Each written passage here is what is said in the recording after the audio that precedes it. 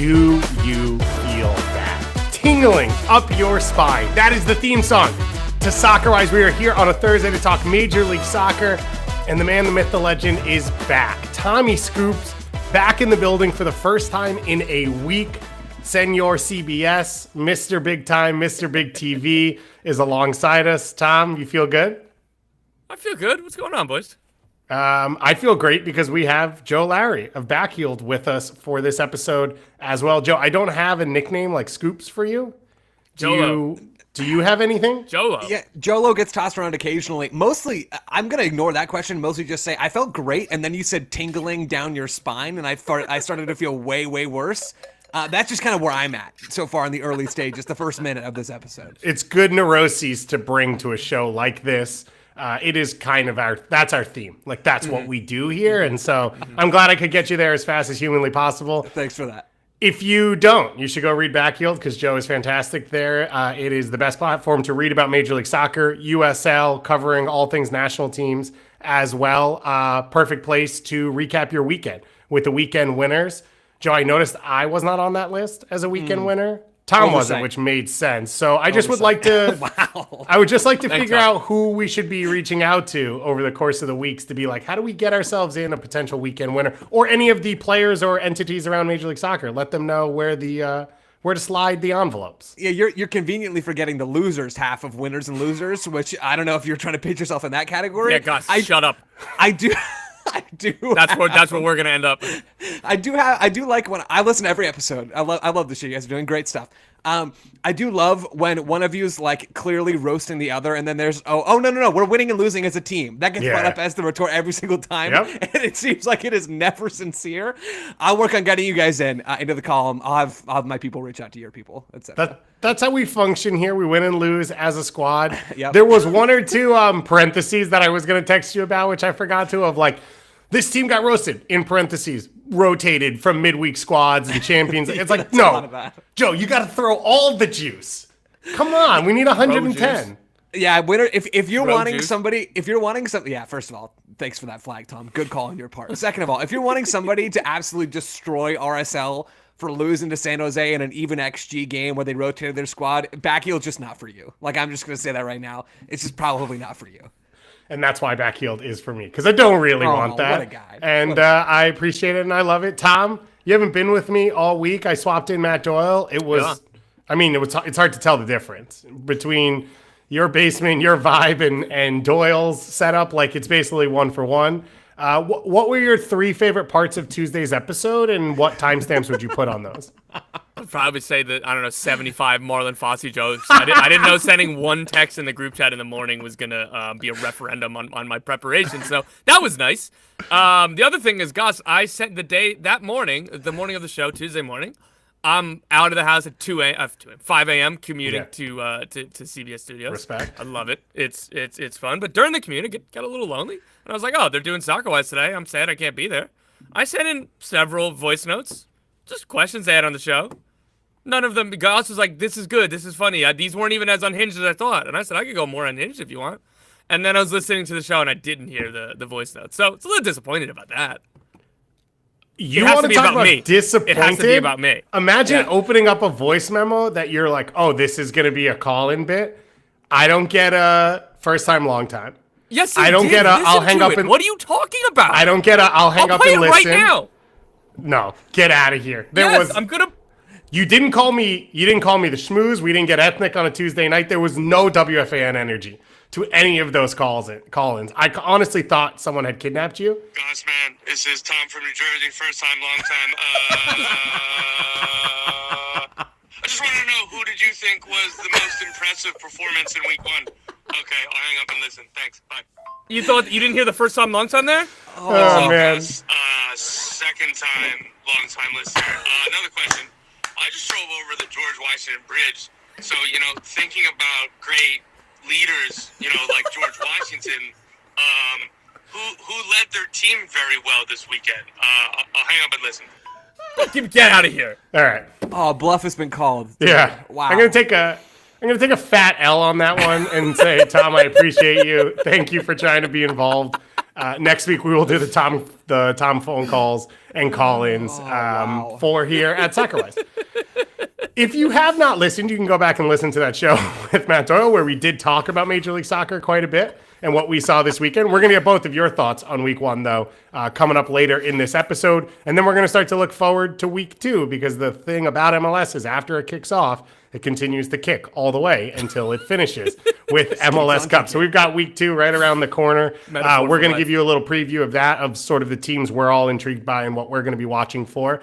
If you are watching live, feel free to throw the games you want to talk about in the chat. Any questions you have, anything like that. And let's start, though, with CONCACAF Champions Cup because it is our favorite time of year. It is chaos. It is Saprissa legendary starting lineups. And it is the free space, which is disappointment.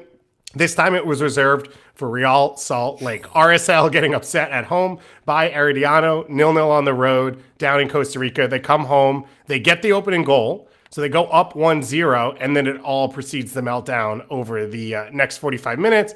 Blaming referees, some not blaming referees. Herediano is the one who's moving on. RSL are knocked out early, and obviously they qualified for this because of the standings last year. Last year is much different than this year and where they stand right now. Joe, less specific to this game, from what we've seen now across 3 games and what we expect coming into this season, how big of a step back have RSL taken? How worried are you about this group? I mean, I was panicked, and then Forster Ajago put the ball in the back of the net, and all of those fears just melted away. What a response to Tom's report about RSL looking for number 9s. Forster Ajago just going out there and banging goals in.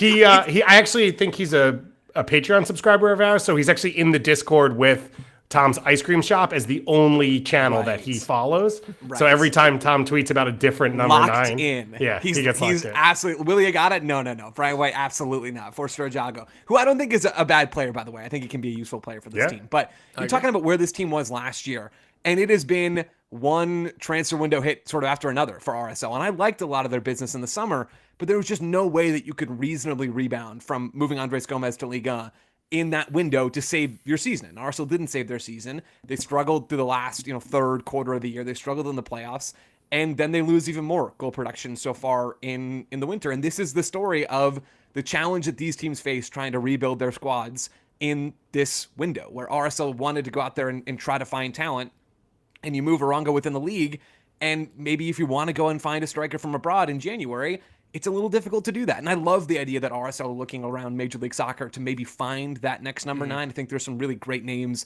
that would make a lot of sense.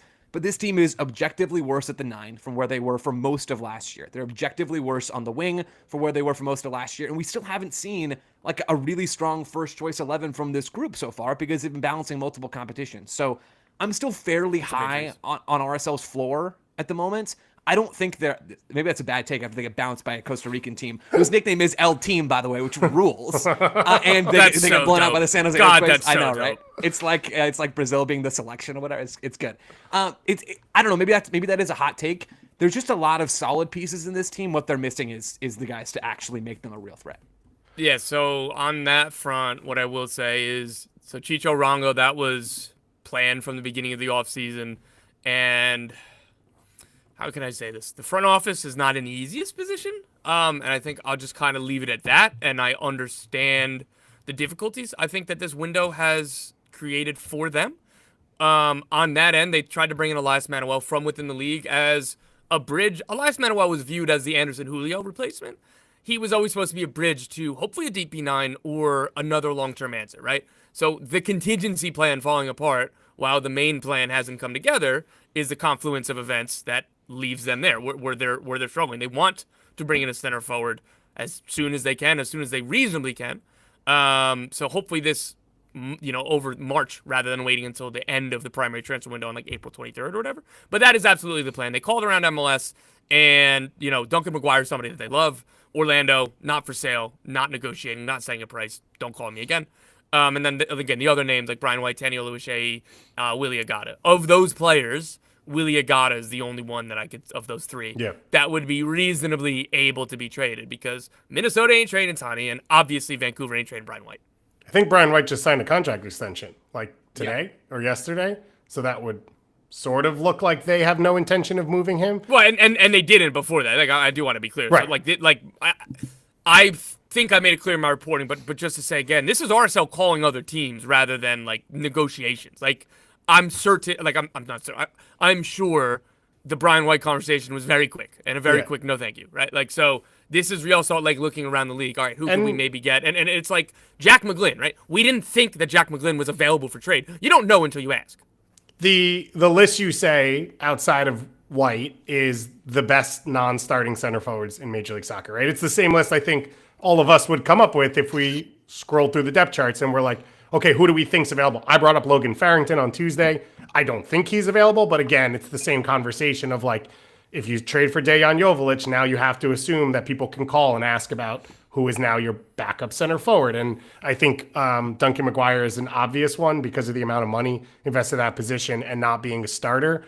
If they don't get any of this done, though, like this team's kind of in a bad spot right now because, as you said, Joe, like they haven't put together a cohesive 11 match to match, but it's hard to say what the strength is for this group at this point of the season. And I find it hard to believe that if it goes poorly to start and then there is no reinforcement, that then you're going to build from that. Really quick, Joe, from the chat, SideQuest78 says, Sam Johnson is still a free agent. So if that does anything for you to change what you were about to say, I'm sorry. That's a complete game changer. We're talking about strength of the SideQuest, squad. for this reference. It makes me happy. That's that job done on that point. I think the strength of this squad is their structure, first of all. I think they're one of the most detailed teams in terms of their shapes and in terms of their tactical principles, really ever since last season started under Pablo Mastroeni. I think that is something that keeps their floor high, and it should be their chance creation too, right? Diego Luna was the bright spot of that game against San Jose. He looked good, man, and RSL didn't look great giving him the rock. He helped create some really nice chances coming down on that right foot from the left half space. And you would imagine that Diogo Gonçalves is going to give you something this year, but we still don't really know. That should be the strength, along with Marchuk on the right side. What I'm curious, and Tom, maybe you have thoughts on this, or David, you have some speculation on this as well.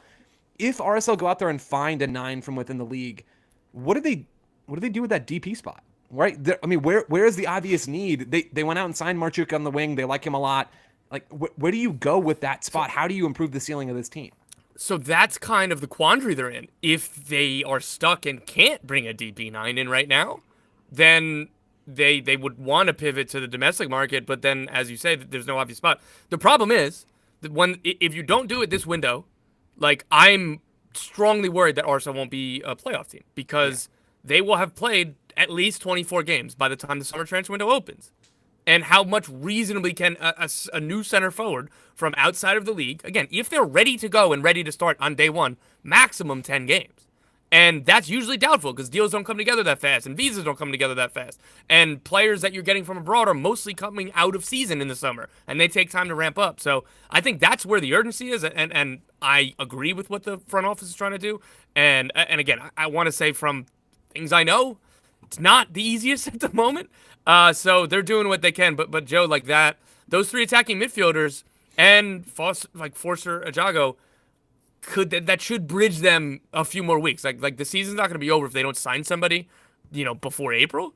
But they're in a real bad spot if they don't sign somebody before the deadline. It would seem like to me the best use of that DP spot would be a public billboard that says we have an open DP spot. Who wants it for lease? Right? Like they're going to then enter into the Montreal, Colorado Rapids conversation of is anyone else in a bad spot and does anyone else need help?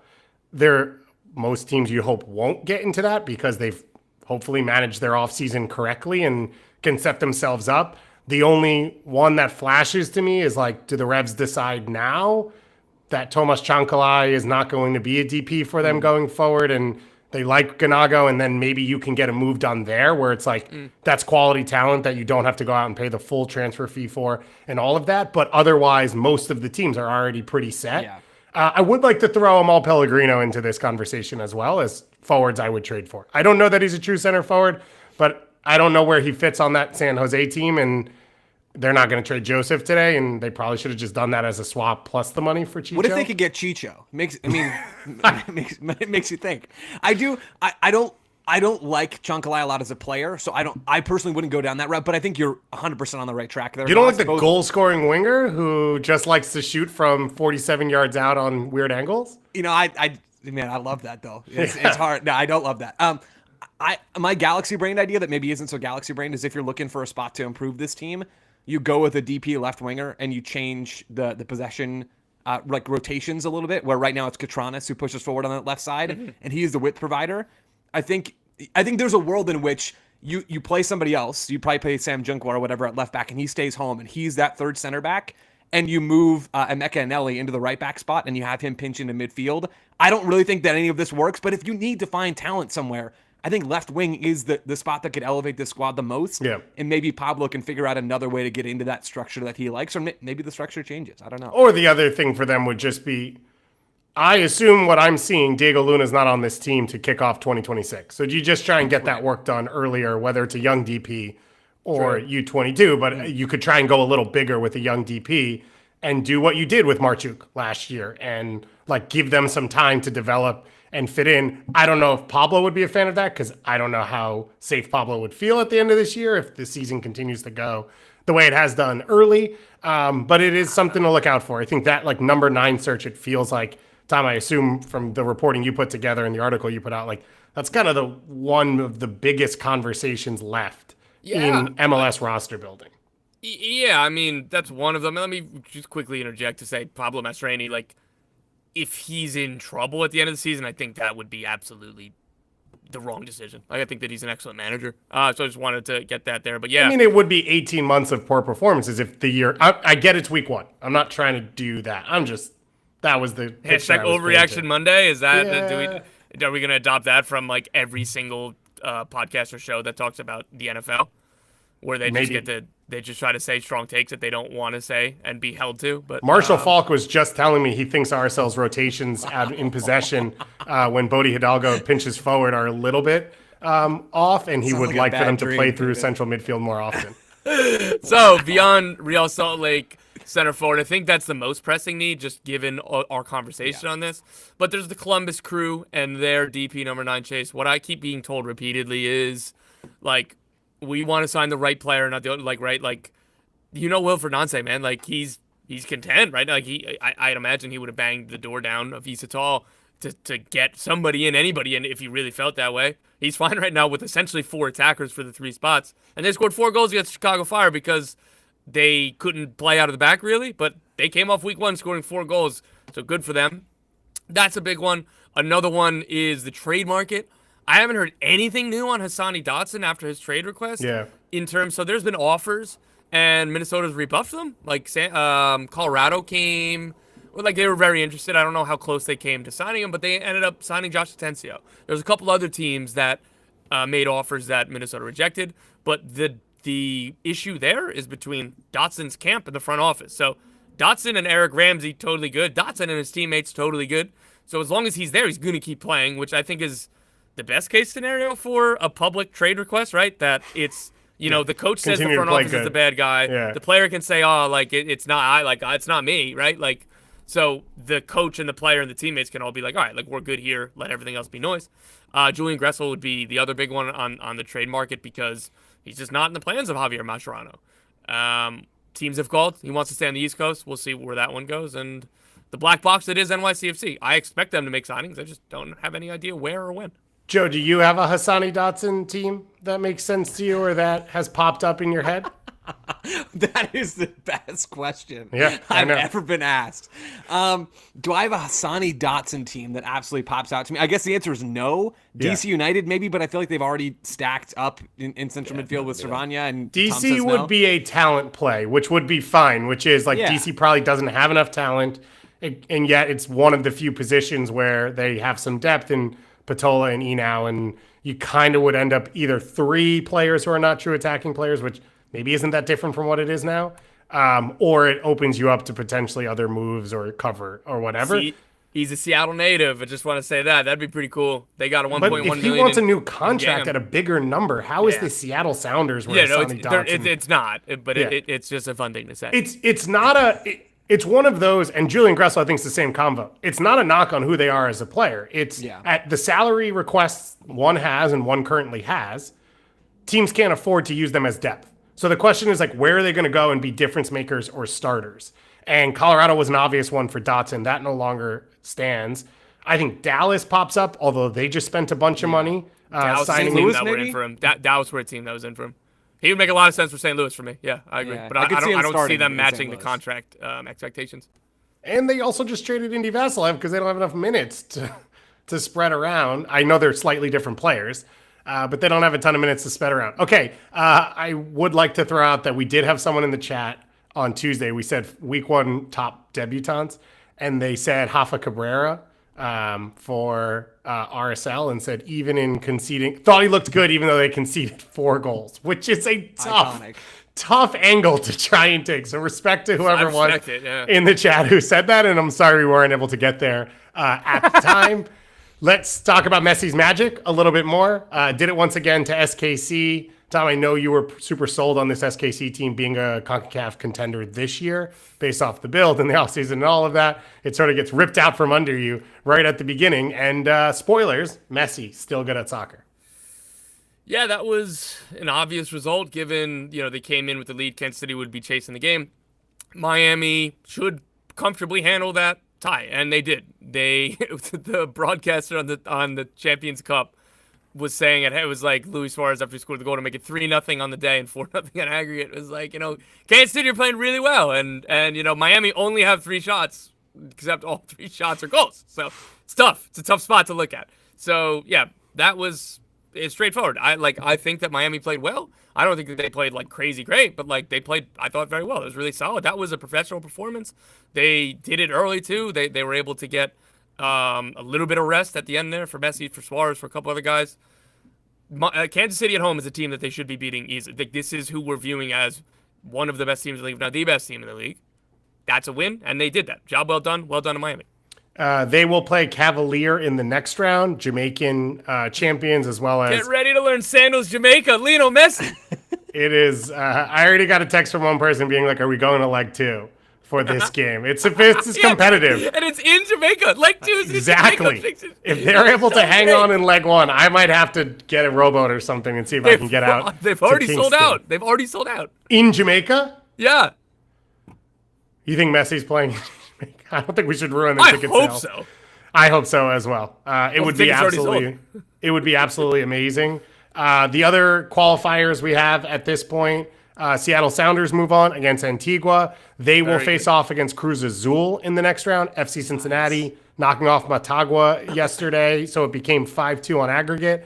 They will play Tigres in the next round. Herediano by knocking off RSL. Will play against the LA Galaxy, and then Chivas against Club America is one side of the bracket. The other side has LAFC against the Columbus Crew after LAFC beat the Colorado Rapids 2 days ago. A matchup we've never seen before. We do have to say right now there is an investigation going on about a potential racist incident happening during the match. Potential derogatory term. Tom I didn't organize this correctly. And I believe Colorado is going through a investigation with CONCACAF into the match and into what happened. It's something we hope didn't happen. It's something you never want to hear be a part of the game. And it was a terrible moment in what was a really good 2-legged series between the two teams, back and forth, tight. The Rapids right there on the edge of being good enough to get to this next stage and not quite able to do that in that matchup. So now we get LAFC against the Columbus Crew for the 13th time in the last 2 years? Like, have these teams ever played each other before? Do they have any familiarity with each other at all? And the Rapids, I don't know. It feels like at this point, LAFC may be a step too far, but they're still waiting on Teddy DiPietro. So, Joe, give me a ton of hype about how good the Rapids are going to be. I mean, I think they're going to be pretty good this year, especially if Zach Steffen is saving shots like he did against St. Louis, or even doing a quarter as much of that as he did in the first week of the regular season. I like this Rapids team. I don't love this Rapids team. I think they got better in the offseason from where they ended last year. But if we think about where they were against the Galaxy in that series, and I know the Galaxy were really good, and that was probably a horrible matchup for Colorado. But man, they did not do anywhere near enough in the offseason to be that. And it's not like I hold them to that standard because it's not like the front office has those kinds of resources. But as much as I love Josh Atencio and Awaziem, I'm a little less hot on Ian Murphy. But they added talent, and I love KDP Pietro's game. Can I pronounce his last name? Apparently not, as I've just learned. I love Teddy KDP. it just, I don't know, it just isn't enough for me. And if you ask me if I'm surprised that they didn't advance to the round of 16, the answer is no. The moments where they were pushing for the goal and everything was a sideways and backwards pass was very tough, because I still don't think what we saw in the playoffs last year was really them. Of like, they lost Georgie on the last day of the regular season. Yeah, sure. It seemed to be a drop off. So I think that was below who they truly were last year. And then they added talent, as you said. I thought they were going to take a step up. And then to watch it be like Cole Bassett stuck in the attacking third. Every single moment, the last 15 minutes, was Calvin Harris pushes the ball deeper into the attacking half, plays Cole Bassett into the right side channel, and it's a sideways or backwards pass to Larraz or whoever it was, and they recycle possession and try it again. There was no urgency and there was no creativity in that final third, and that's the type of stuff that, as good as a lot of these pieces are, it just costs money, and that's one of the things they're not using. I get it, but the other side of this is LAFC needed a scrappy tap-in from Mark Delgado and a goal against the run of play in leg one off a set piece to be in this position. They went through on away goals. Mm-hmm. Colorado are right there. They are right. Like, yes, they could use another piece. Hopefully Teddy Cuti-Pietro will be it, but I'm much higher on this Rapids team than you guys are. Like, I think what they've shown over their first 3 competitive games of the season is really strong. And yeah, you don't get moral victories for, getting knocked out on away goals because you got knocked out. But, like, you talked about the playoff series against the Galaxy. Yeah, like, that was awful. That's not as bad as they were, and I think that they're better this year in general. And, like, they could have went through very easily against LAFC. Like, I have no worries about this team. I think you are higher on LAFC than I am.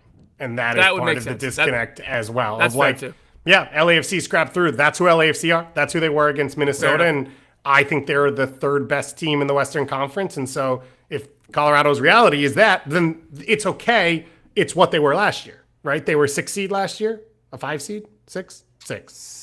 Yeah. 7. 7?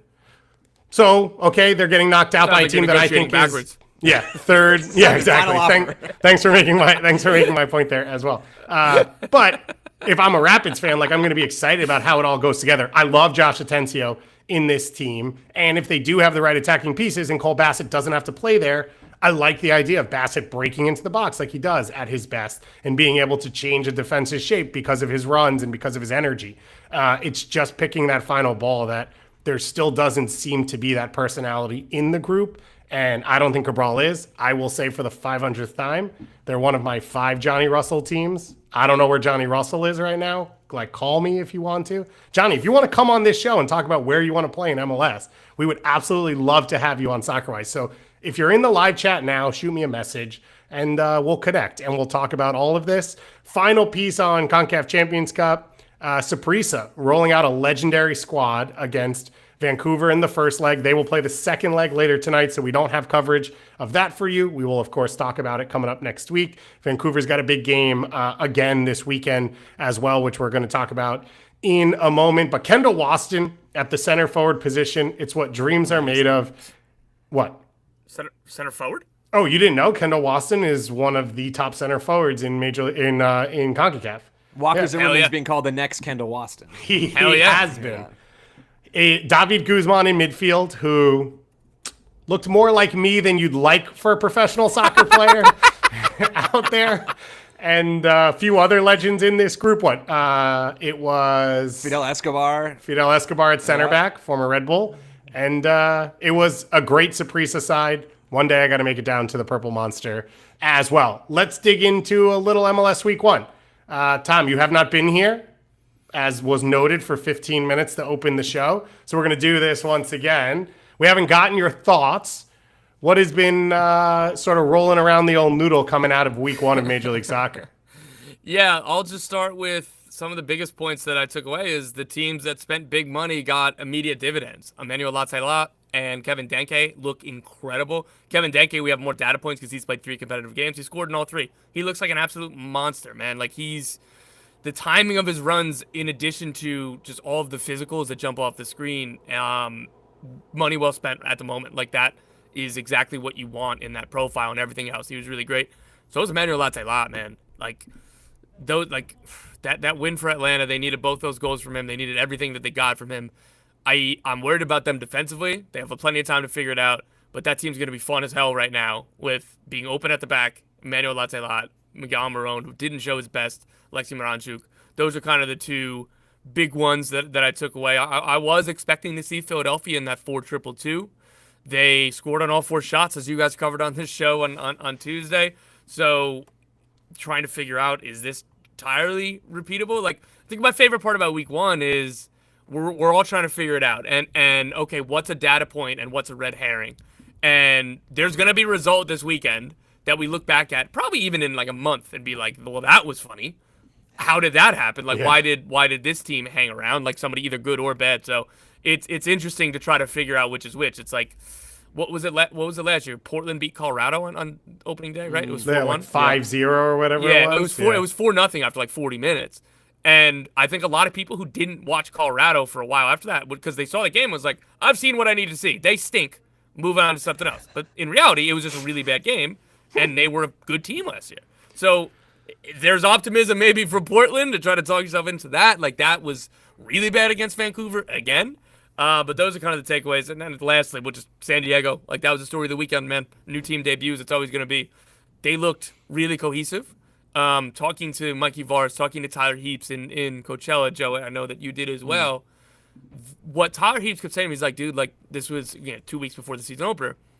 We look like a real team. And, like, this sounds, like, silly to say. It's like a mile point. But, like, a few weeks ago was their first training session. And this team looks completely cohesive. And this is a team that wants to play with the ball. The rotations need to be crisp. Everything needs to work on timing and touches and everything. And I was really impressed. Like, even if they ended up drawing or losing, the way that they were moving around, like, it looked really good. And, man, what a day that was. Anders Dreyer looked excellent. Yeah, he looks phenomenal as that pinched-in right winger. I put out for Backyard earlier this week, Ben Wright and I did some power rankings where we ranked all the teams, and we also like talked about the teams themselves and talked about their performances. And Dreyer was, thinking about that San Diego game more, like the standout player for them. I thought they had a lot of standout guys, but in a game where they barely created any real chances in the first 45, 55 minutes of that match, they did a good job of controlling the game defensively, which Doyle talked about earlier this week. But when they needed somebody to play that last ball, it wasn't Chucky Lozano that looked like the dude to play that ball. It wasn't Luca De La Torre. It's not either one of their games. It was Anders Dreyer, who had a really promising profile coming over from Anderlecht in the first place and looked really good over in Belgium for a good, but not quite like best in the Belgian league team, which I love that, like going after those tier of players where you're not just on such a stacked squad that your numbers are so inflated. But it's that like next group underneath that where you're still on a good ball dominant team like San Diego want to be. So the style fit is there, but you're still having to work for your actions in the final third. Dreyer was the dude to hit that like last through ball. Probably would have had a couple more that made the highlight reel if not for Amiro Garces being the fastest human alive. But Dreyer looks awesome. I was pleasantly surprised by San Diego. I'll toss one more thing on that game since we're there.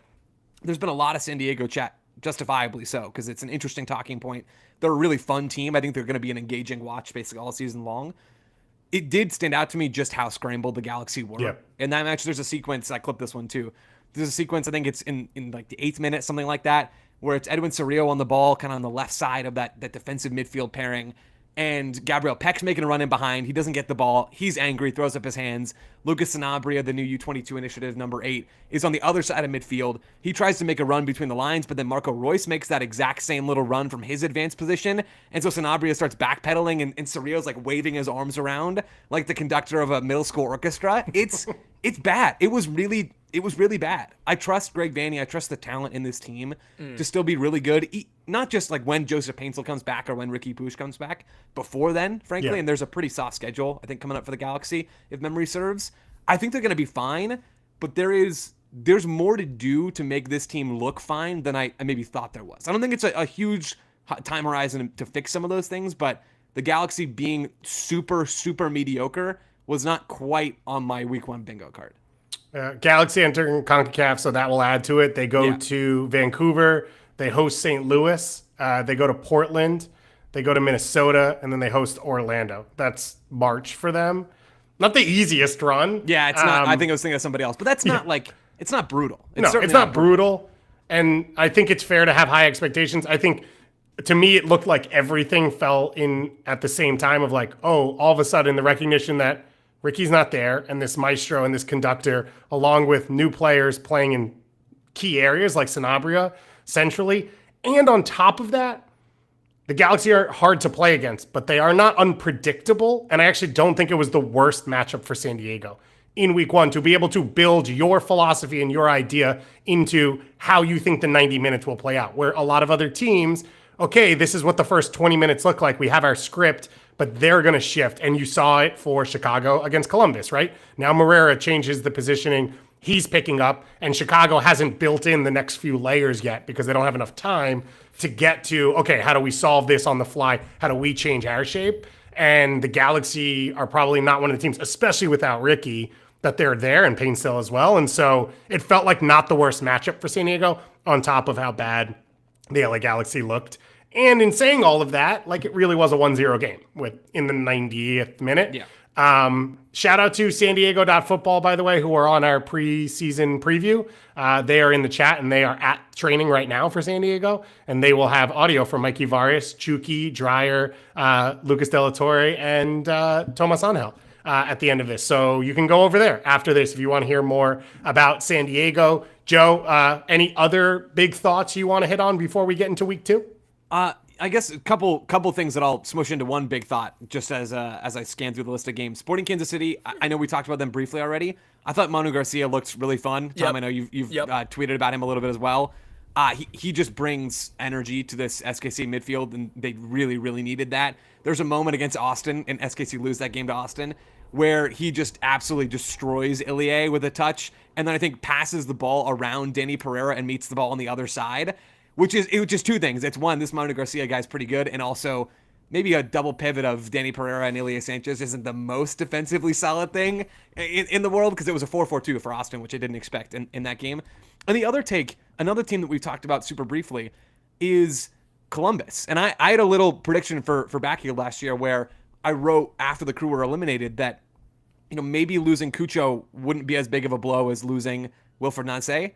And I think that take is it's still ruminating. Like it's still working to find its footing. But I think it's aged well through one game, which is always, you know, a caveat there. Yeah. The Chicago Fire did give them some goals, but man, Columbus made those adjustments and looked really good. Like, they didn't look like they missed Cucho in the way that I was afraid they would. They will miss him. There's no doubt about that. But the way this team moves the ball, Diego Rossi is better than we all remember him being, and like hasn't really been that player for Columbus.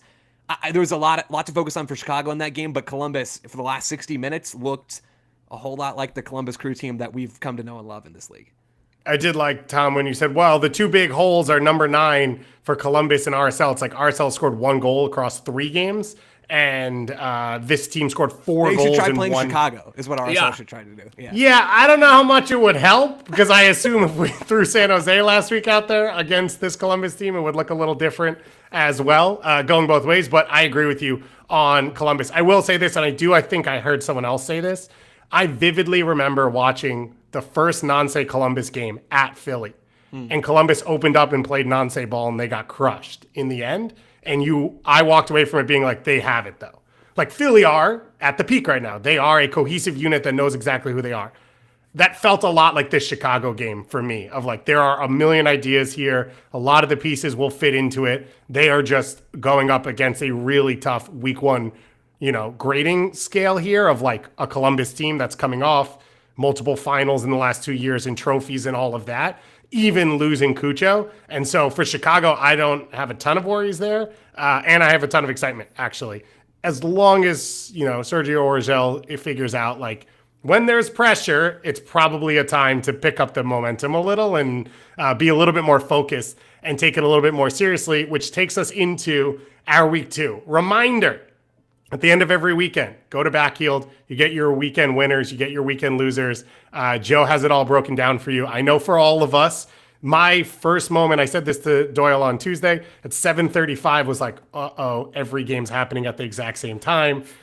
So if you want to be like, what went on besides the game I watched, go to Backfield and check that out. And you can do so at the end of week 2, which will have a historic Sunday night soccer game to close things out, in which the Houston Dynamo will host Inter Miami, I believe. And you can see Andrew Weavy on the sideline for that one. And let's dig into what we're excited about watching this weekend. We can start with you, Tom, who I believe is getting the full royal treatment down in the Queen City. Yes, Charlotte FC, Atlanta United. This game is at 2:15 on Saturday afternoon. I can't wait. I'm going to be there. So obviously it colors that I've been looking forward to this game for a while. It's going to be Charlotte's home debut. It's going to be Wilfried Zaha's MLS debut. Second game for Moranchuk. Second game back for Almiron. These are who I believe to be two of the four best teams in the Eastern Conference playing an early season game. There's going to be issues between both sides. As, again, with it being Zaha's debut, there's going to be issues there. I don't know. We'll see kind of what issues or problems or growing pains might come, or he's just going to be awesome immediately, maybe like Denke was, and Latte Lot. Atlanta still have defensive issues to figure out. I think this is going to be a fun game. It's going to be a good game. There's going to be a ton of fans in that building. When that building has, I was at their first ever game. Excellent. It was beautiful. So much fun. The game itself was not fun, and the fans were bringing it all day, all night. I love the city of Charlotte. I can't wait to be at this game. I was at that game as well. I don't remember it as much as you do because I was not working. I was enjoying it. Do we know what the crowd is going to be for Saturday? Have they announced? Is it 50? So they've had 60,000. I think so. I think it's going to be 50,000. Which is going to be amazing and going to be awesome. Well, obviously for Charlotte, week one was a little bit of a stop-start because Zaha wasn't available, and you're going to Seattle, which is a tough matchup. They gritted out a result. I think this is a cleaner matchup for them because Atlanta are transitional. There is going to be a lot of open play in which you can go a little bit more direct, and that feels like the right fit for this Charlotte team. I am thinking about an Eric Williamson fantasy pickup, but I'm in a league with other Soccer-Wise listeners, so I probably shouldn't say that. Yeah, you can't be doing that on a live show, pal. I know. But I think you are right that this is like the game of the weekend. Like, this is going to be high stakes, high atmosphere. It is probably, or my hope would be, this is the future of Charlotte, Atlanta, right? These are two of the fan bases that make the teams feel big. They are two ownership groups that have spent money, whether they've done it well or not, over the last few years. And there's that little bit of regional rivalry. So this feels like it could be a really fun one this weekend. And I think it's like an awesome way to start the weekend with that early Saturday game. Historic, I think. 2:15 on Saturday. That's a different time slot than what we had last week. We should try Saturday soccer. Do you guys ever We think about should that? try Saturday playing afternoon soccer, maybe? More soccer. Play more soccer on Saturday and see what happens. Joe, what do you have? One of the games I'm really looking forward to, and we've done a decent bit on Chicago, so I can also look at the other side a little bit because I can make something interesting out of DC United. At least I can try. Let's see if these two rocks have any water in them. That's Benteke's right. forehead. Yes. Benteke's forehead. That's interesting. The other thing that was interesting to me about DC's opener against Toronto, that game ended 2-2, was not particularly well played. I know that will surprise 0% of people that listen to this show because the listeners are very cultured and educated. The thing that surprised me about DC was that they were more intent on building from the back with like real passes where the ball got to become acquainted with the grass a little bit instead of just Benteke's forehead. That was not really something that we saw much at all last year under Troy Lesesne. And coming out of preseason, dangers of reading too much into preseason lineups that you see posted on social media. They were running lineups, Troy Lesesne, with like Jacob Murrell and Dom Badgie and Christian Benteke all in the same 11. And I thought, okay, he's just turning the dial even further towards the right. I didn't think it would turn anymore. But that wasn't really the case against Toronto, where they actually did build some in that game. And you got to see Brendan Cervena play some nice little bounce passes out of midfield. And it all breaks down because Pirani is not very good at being a number 10. But, like, there's more intrigue here. And then you toss Chicago into the equation, who are by far the more interesting of these two teams to me, by the way. We've just done a lot on Chicago. Curious about what they do without Brian Gutierrez. I don't think they're going to have Kawame in this game yet either, if memory serves. So they're going to be light in central midfield. That might be okay because Jonathan Bamba looks like maybe the second coming of Denny Bawanga. That's from Armand Kafai, who made that comparison first. I think there's a lot of Bawanga in how Bamba plays. Chicago are super fun. Whether or not they're good, I don't know. Are they fun? Yeah. DC, are they good? Probably not. Are they fun? Maybe not. Are they more interesting this year? Yeah, there we go. That's the pitch. I'm done. Whew, we got all the way there at some point during it. The Gutierrez loss is big. Obviously, the 2 goals this weekend is a clear reason why. But, like, it feels like for Bamba, at least early on, it's just simpler for him to get to the end line. like he can get his one defender on skates and then decide what he wants to do. He very rarely came inside to create chances for himself. You take Gutierrez out as a potential finisher there. Like, I wouldn't be shocked if you just went 2 up top and you went Tom Barlow next to Kuipers to make it easier for Bamba to just have 2 targets to play off of and create for, and then Zinkernagel out on the other wing. Because if you take Gutierrez out, I don't know who the second goal scorer is, right? I don't know who that option is following up Kuipers, and DC have the pieces centrally to track someone coming out of midfield if they're not special. MLS Next Pro MVP David Pareba, huh? Wasn't he injured? Wasn't that the whole thing around no, it? That's the. I thought that was the other guy. Maybe. Maybe. We're we crushing this right now. So I'm glad we went in that direction, Tom. I hope you're right, and I hope I'm wrong, and I have no idea what I'm talking about. You were right. I was wrong. That he's injured. Yeah, he like tore something. Like he's out for like. Yeah, they have a long injury list. Yeah, nice. Well, and that's one of the things with Chicago right now is it's so early in this rebuild. The depth still isn't all the way there, and it's also hard when not all your offseason pieces are ready to go either. It makes all this difficult, and that's one of the things that I've been thinking about with San Diego some too, as another team that's in a different stage of their like not rebuilding cycle but restarting cycle. San Diego looked awesome. What happens when it's June and Luca De La Torre's on red card suspension, and all of those things sort of happen over time. Chicago, I think, are probably going to feel that a little bit this weekend. SideQuest having a great performance in the chat. I forgot about this, so I'm tossing it to you, Joe, first. What do you think of Fidel Barajas joining this DC team? Yeah, Does that super interest fun. you? Do you think that's a potential game changer for them? Yes to the first, no to the second. I knew suppose. that was coming. I knew that was coming. Yeah, you laid it up for me. All I had to do was just watch it go in the basket. I think he's a really fun young player. I liked him with RSL. I liked him before he was in MLS with the Charleston Battery. And I think it's a great pickup by DC United. Does sending Teddy KDP out the door and bringing in Fidel Barajas like make me feel awesome about what's happening in DC? Probably not. But he's a fun player. And I think if Troy Lesesne does want to be a coach that's having a little bit more of the ball with this team this year, he's a guy who can honestly make a little bit of an impact. So I do really like that signing for DC. Yeah. It feels like at a point of the year where there's not a ton of ways to affect your team, Tom, this feels like a decent way to like bring in a little bit of talent and give yourself a chance, and then you see what happens down the road. Yeah, it's good for all parties. Fidel is not playing in the Chivas first team, and DC United need a creative presence like Fidel Barajas.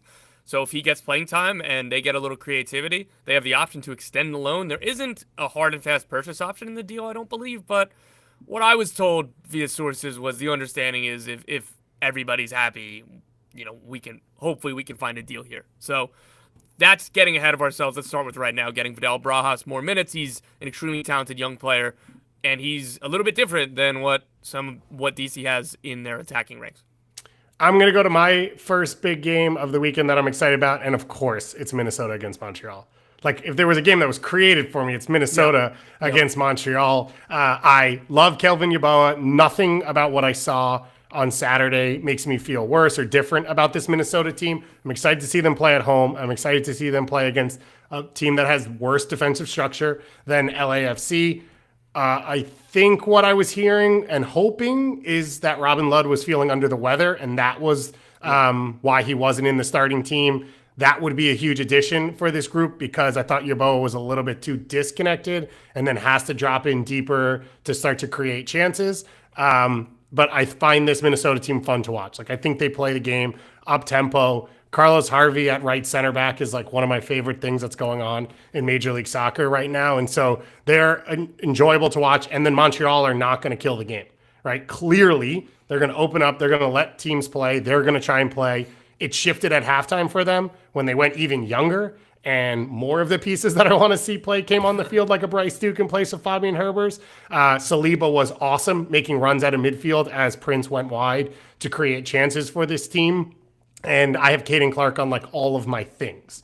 I drafted him in my Austin fantasy podcast draft. I had him on my fantasy team. I might have him in the Golden Boot draft. Like, I'm all there except for the performance on the field. So I would like to see that step up for him as well. But like, I think this is just going to be a fun soccer game to watch. And Montreal, it's going to be like, where can you get a few points? Come back home at the end of this start and just don't feel like the walls are caving in on you. It doesn't have to be 5 wins. It doesn't have to be sitting in the playoffs. You just have to be in a reasonable spot to say, okay, we have an identity. We know who we are. We're confident under Laurent Courtois in the soccer that we're playing. And then you can go from there once you start to get some home games. None of these are easy away games to start with. At Atlanta in Almiron's return. Now Minnesota in their home debut. But like, you got to go play someone at some point in this one. Anyone have any thoughts that I left out there? The one thing, this is great. The one thing that I'll add is you talked about nothing making you feel worse about Minnesota, and I think I agree with that. The thing that I'm watching for when I watch this team these days is how does Joaquin Pereira look? He comes in, and maybe part of this is influenced by the fact that when he's announced last year, like he ends up on the roster profile occupying one of those DP spots for Minnesota, and he's only making like $700,000. Right. I mean, if he was a TAM player, you'd be like, it was a solid, fine performance, nothing special. I'll take $700,000 to talk about soccer. I'm not trying to say that's no money, but you're right. Like that's where we're at, David. Is he comes into this team as this number 10 type is how he's kind of billed. And he just hasn't been that player. He didn't pass the ball into the box a single time against the LA Galaxy. He had like 3 more passes of the ball than Bongi Huanglane at wingback. So I don't think this Minnesota team can create enough for Yeboah. And you kind of talked about that with needing load in this team. But then the question is in this 3-5-2 that Ramsey wants to use, you can only get 2 of the 3 of Hassani Dotson and Lod and Pereira on the on the field at the same time in front of that number 6. And I don't know if you could run a Pereira, Lod, and Will Trapp midfield. So. Yeah. That the midfield is, I think, a big question mark, honestly, for this team right now, because I think Robin Lod has to start. Does that mean you're leaving Pereira, who's making a decent chunk of change from Minnesota, on the bench? That's the thing that I think is the most interesting bit about this team right now. Yeah, it's going to be interesting how it falls together as well with the Hassani Dotson stuff. Yeah, hanging there of like you said, Tom, like it doesn't affect whether he's being chosen or not with the coach, but if you're Eric Ramsey, what are you going to build if you don't think it's going to be there? And like, how are you going to put that all together and sort of take the games that you have and make sure the minutes are meaningful if you think someone's out the door in a week or 2 or at some point on the season? Tom, let's do one more game each. Let's go to you first. Yeah, I'm going to do... It's a snake draft. It's not, though. Philadelphia versus Cincinnati. We're supposed to go to Joe next because it was the snake. Goss, you might win this one, man. People are saying you can't win this draft. I think you can. All my hopes are on Caden Clark's shoulders. Just talk through it. Just tweet through it here. We're good. Philly, Cincy. So, like we were saying early in the show, Philly had a strong performance against Orlando. Was that an outlier, or was that what they're going to be? So that's one. I'm very interested in seeing that. Bruno Darmiani, according to Jonathan Tannenwald, is available for selection this weekend. I'm curious about that. How does he get into the team? This is a high-scoring output. How are you going to get a forward into this team? I just said available for selection. 5 subs, mate. And so that's something else that I'm looking at. Cincinnati and Philly have played extremely fun games since Albright and Noonan left Philly for Cincy. So I'm always looking forward to that. And Kevin Danke watch, Evander watch, I'm always in for it. The only thing that gives me slight worry about this weekend game is since he played Tigres in the Champions Cup next week, can Danke start 5 games in the first 20 days? Same thing with Evander. I'm not sure, so maybe these players won't be in the starting lineup, but don't know that for sure. But that's the one caveat I will say. That's the only thing that would hold me back from being extremely excited for this game. Joe, are you as sold on Philly as I am? I guess it depends on how sold somebody on was Philly here you before are. week 1. I know. I think I'm just making up for that. What defines sold? Because people had Philly. Some people had them in the spoon race, and I think I have them as like a fringe playoff team. Does fringe playoff team count as sold? No, I think fringe playoff team is what they were last year, and so then they're not. You're saying you don't think they're taking a step this year? Oh man, I don't like being put in the corner. I don't know. I think they could be a little bit better than last year. I think they probably will be a little bit better than last year. Do I think that they're 2 goals better than Orlando on the road? No, I don't. I don't think so. That's kind of where I am at the moment, I guess. Yeah, I think that's fair. But if Rodrigo Schlegel plays center back, anything is possible. Game changed, baby. Game changed. Joe, let's go to you next in the draft, as we expected to and had planned to. Yeah, just in order. I'll take from an X pick. I'm going to take San Diego against St. Louis. I feel like this probably is the game that I'm most excited about coming this weekend. Although the Charlotte Atlanta one is really good too, assuming that Zaha's back and plays and all that stuff. San Diego were just so much fun. I don't know. I got dunked on for voting on Blue Sky that I was enjoying watching them. I guess I can't enjoy stuff when it doesn't immediately lead to shots. I thought their style was fun. I like watching them build from the back. I'm curious to see how much St. Louis presses in this game. Lutz Pfannenstiel had a quote over the offseason about how he wants Olaf Melberg to help them move into St. Louis 2.0, which I guess I love that we get to do that with clubs now, right? Not just the league.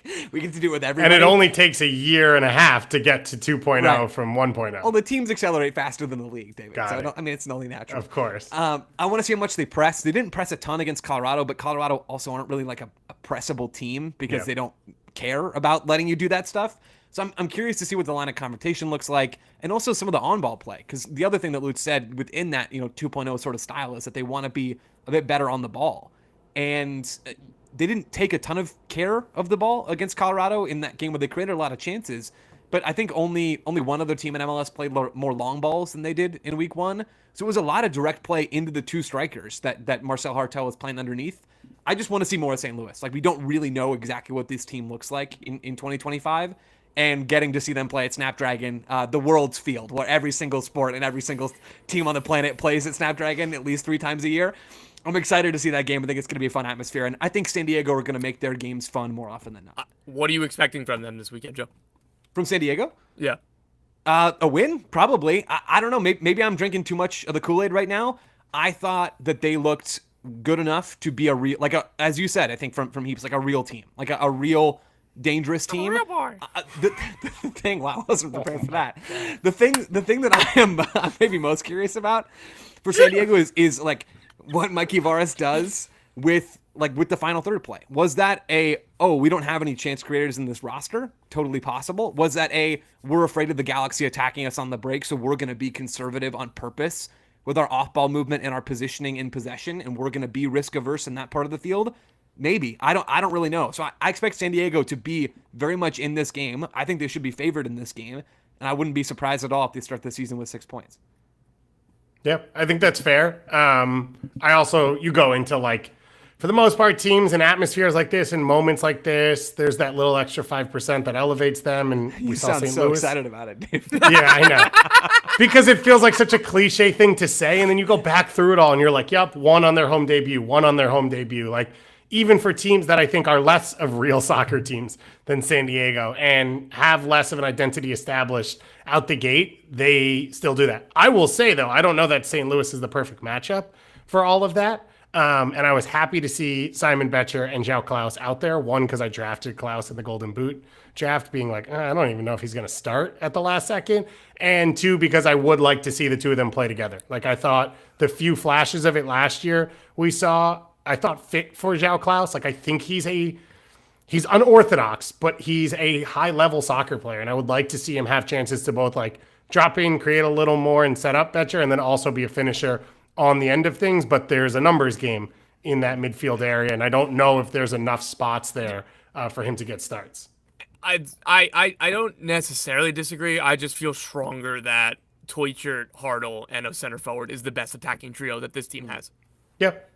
Yeah, I would not be shocked by that at all, and I wouldn't be surprised if it moves there as fast as possible or if it's there already this weekend. I will finish up with my final game for the weekend that I am looking at, and we're going to watch all of the games, and I'm going to come back and do the weekend recap, and then we're going to do all these shows. So don't know why I'm wording it that way, but that's the way I win the draft, so that's how I have to. With the Colorado Rapids hosting FC Dallas, I'm pretty in on Dallas. I don't know if they have the full spine set up.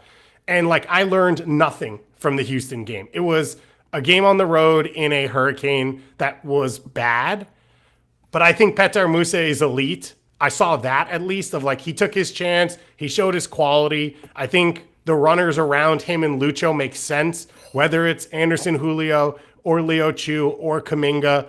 And I think they've taken some steps defensively to be at least more sound than they were and to not leak bad goals.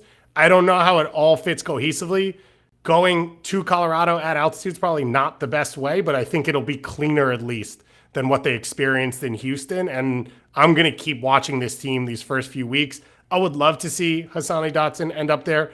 They obviously made the move for the Gremio midfielder, but he's 19 to come in. I thought it was for a center back. I'm still kind of waiting on that as well. But Dallas are similar to how you're talking about Chicago, Joe, and how you're talking about Charlotte. I think, Tom, they're one of those where it's I'm always watching them these first few weeks to see what it all looks like and how it all comes together.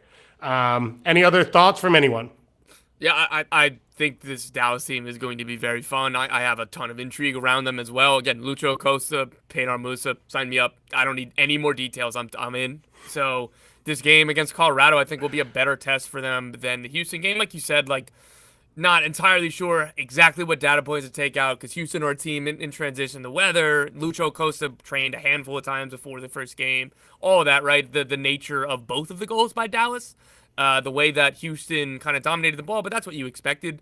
So it again, this is one of those where I think in 4 weeks, with the benefit of hindsight, we're going to be like, oh, that was obvious. Like, Yeah. oh, we should have known that was either real or fake in hindsight. So this Colorado team, I think, will give you something more consistent to know, like, oh, that's how they stack up against a team that I'm expecting at least to safely be a playoff team.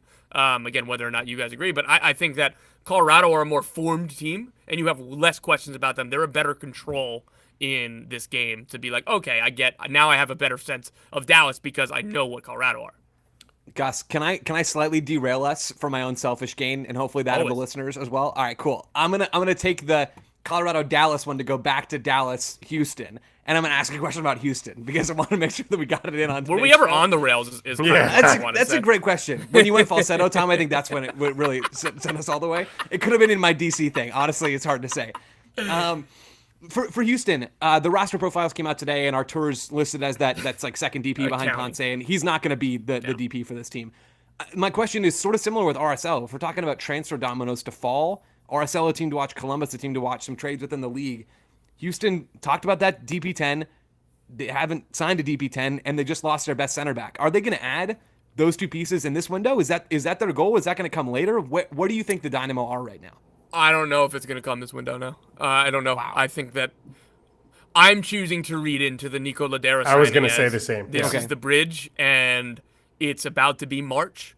And the longer you go, and again, we're already probably at that stage. If you're shopping in Europe, like if you're shopping in South America, there's transfer windows that are still open there. So that makes it different to get players. If you're shopping in Europe, which, again, I know that they've cast a wide net. They have taken multiple scouting trips to Europe. You're not going to get somebody who's playing for their team. You're not. Yeah. So the best case example was Daniel Gazdag. Philly and his team in Hungary agreed, and the team in Hungary said, when we are mathematically safe from relegation, he can leave. And then they kept losing. Like, this was a team that shouldn't have been in the relegation battle. And so Philly had to keep waiting, but they eventually got him in, and he was a really good signing.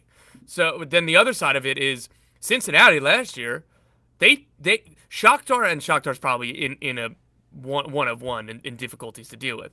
Kevin Kelsey played 300 minutes the entire season, and it's April, and they're like, man, we can't let this player leave. He's too important to us.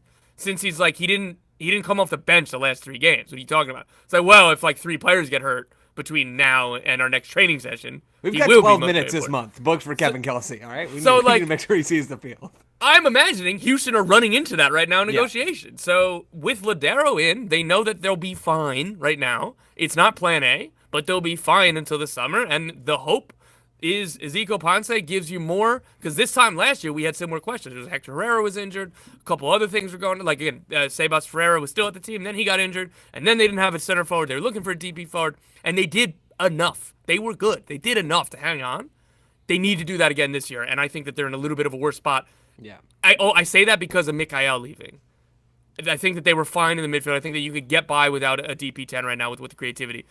I'm more worried about central defense.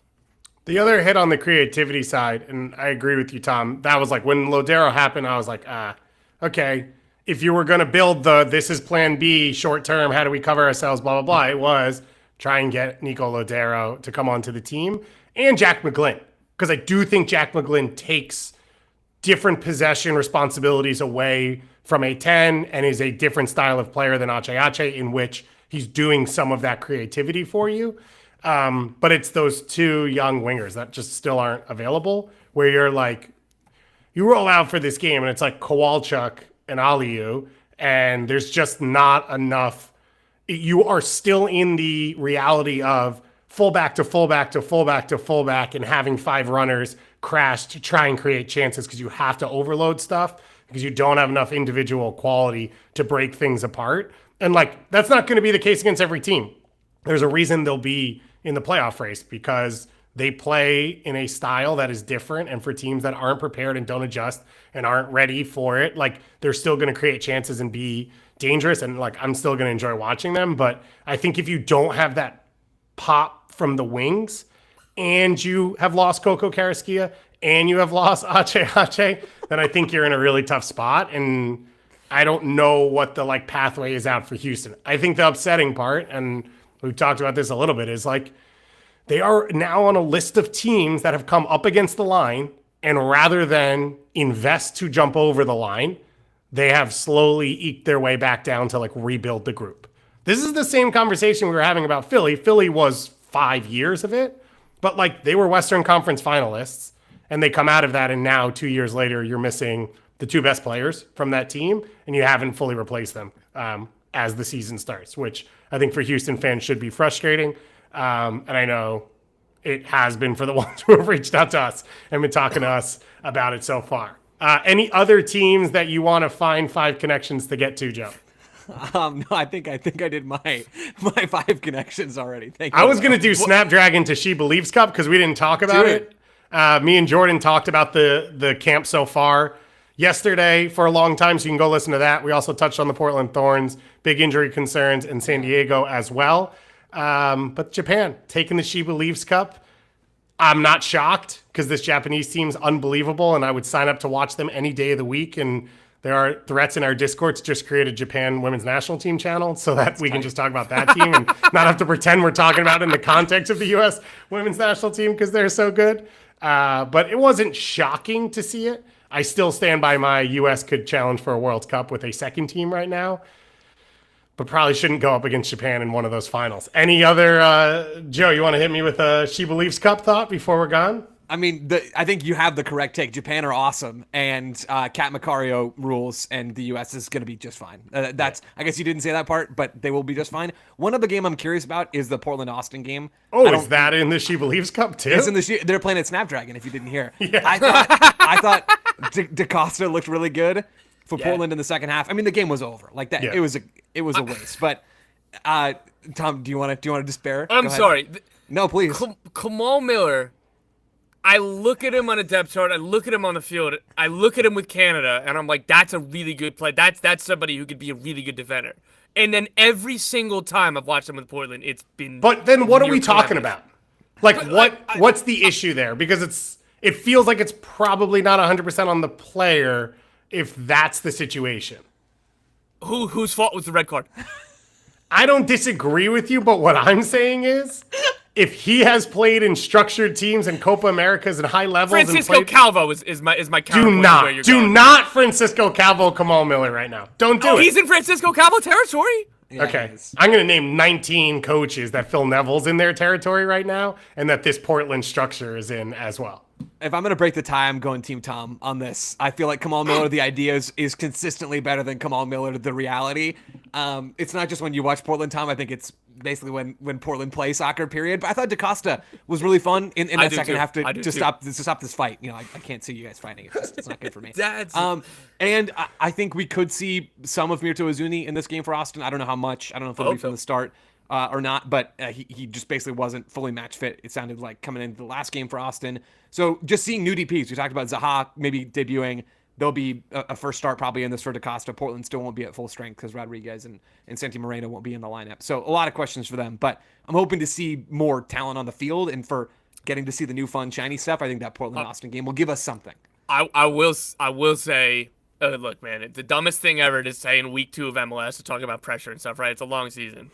If Portland start the season 2 games at home against 2 teams who missed a team that missed the playoffs last year and another who went backwards after, or what we thought, probably just wrong about Vancouver, but 2 home games against these 2 teams, and it's not the Galaxy, LAFC, whatever.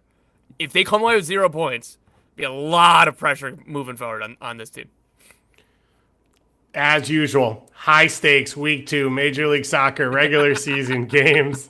For context, Portland will go to Bashville for their next game, and then they will come home to host the Galaxy. Then they would go to Colorado, and then they host the Dynamo to close out the month of March. And the pressure is on as of right now, from the words of Tommy Scoops. Thank you so much, Joe, for joining us. Appreciate having you here. Thanks for thanks, bringing guys. a little sanity as Love well you, as a Joe. tiebreaker to some of this. This was so fun. Love the show. Love you guys. This was a blast. Go Subscribe read to Backfield. It's incredible. Yeah, climbing over each other to get So the promo. nice. days. Yeah, Tom, So you're the nice. one who normally does promo stuff, so why don't you just straight to the camera for a little bit and then I'll jump in after. This is I love Backfield. This is joking. It says this. I subscribed. I We're think working Joe on a tried. docu-series, if you guys haven't heard. I'm in. Could use some It's our promotion. favorite piece of content. Do you want to give us any Phoenix Rising juice before we get out of here? Pamudaka's in town, baby. Final preseason Let's game tomorrow. I'm going to be go. there. I'll be back on the broadcast this year. Is the team going to be good? I don't know. I'm Is not there really an MLS name that I saw go there that I would be interested in, or someone else big? sure. Noble Akello's in the squad. I don't know if that's who you're talking about, but that's my answer to Hell it. kidding yeah. me? Are you The kidding Canadian me? Paul Pogba, right there, folks. I mean, Nobel Akello. I had I like knew my. this would do for you. I knew So this would if, do for you. so if you don't, you subscribe. So you should easy. you should subscribe to our Patreon and get you access to our depth charts. I used to run my own depth charts for myself, and I had Noble Akello 1 year where he Yep. trialed with 3 different teams Yep. as potential big signing on all 3 teams' depth charts because I think it was the Revs, I think Minnesota, and I think a third team. That he played with in preseason, and I was like, Noble Akello could be a difference maker Yeah, just for wait. this team. It's by this team you mean Phoenix Rising, and by Ooh, difference maker- Damian Rivera as well. Yeah.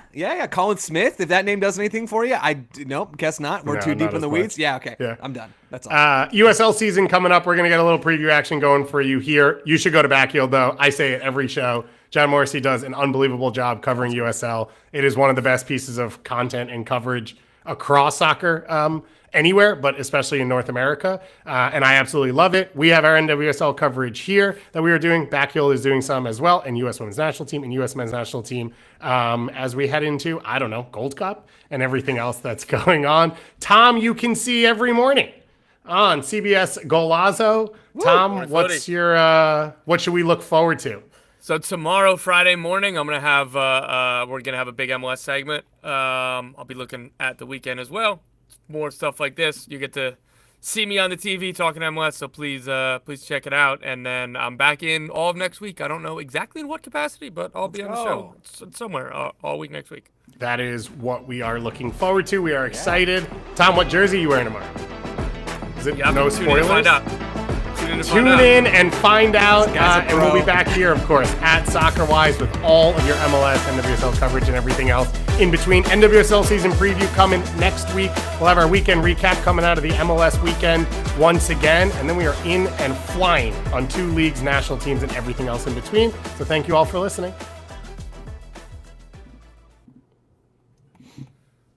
Boom.